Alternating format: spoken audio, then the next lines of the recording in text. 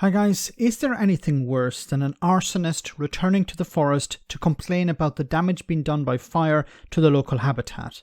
This is exactly the analogy that comes to mind when Nigel Farage talks about broken Britain, a Britain that he was instrumental in breaking.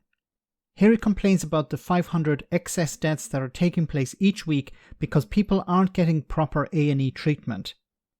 As I said, arsonist, meet smouldering wood. I've been wondering why every week when we get the Office of National Statistics figures for deaths, we've had an excess death rate running at about 800 a week, and it's been going on for months.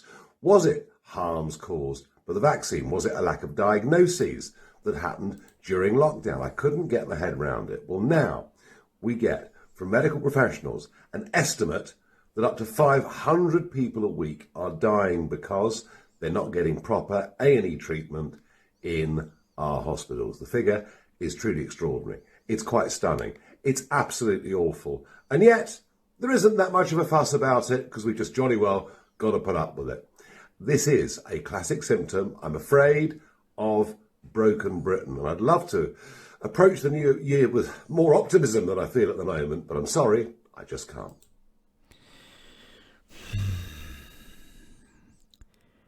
Why is the NHS struggling at the moment? Because there's a lack of staff in care, in the care sector.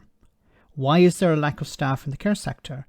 Because following the pandemic and because of Brexit, what Nigel Farage campaigned for, it doesn't have access to the staff it needs. It used to rely on a lot of staff from the European Union.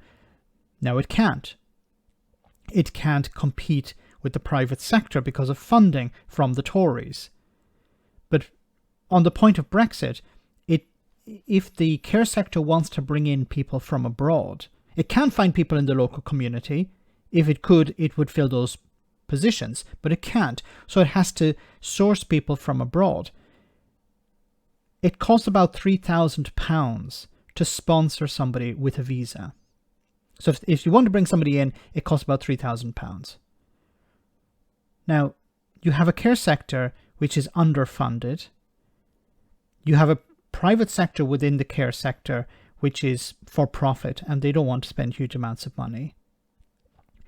And you have people working in the care sector who are burnt out. And you have this arsonist turn up and say, "Oh, look at what a disaster all of this is." Is he providing a solution? Of course not. Well, his solution would be just to privatize everything. That's not a solution. The care sector can't get the workers it needs. It doesn't matter whether it's privatized or it's part of the public service. It can't get the workers it needs.